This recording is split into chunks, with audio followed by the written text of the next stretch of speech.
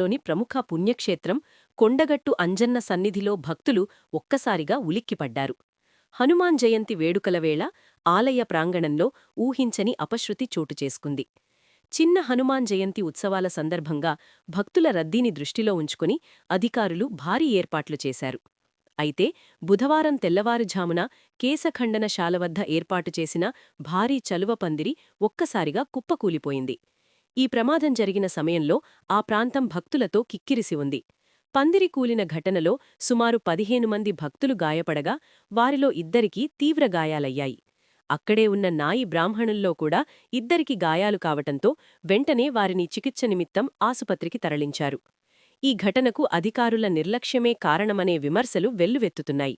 నాసిరకం పనులు చేయటం వల్లే పందిళ్లు కూలిపోయాయని భక్తులు ఆగ్రహం వ్యక్తం చేస్తున్నారు. త్రుటిలో పెనుప్రమాదం తప్పడంతో అందరూ ఊపిరి పీల్చుకున్నారు. ప్రస్తుతం అధికారులు రంగంలోకి దిగి పందిళ్లను సరిచేసే పనులను చేపట్టారు.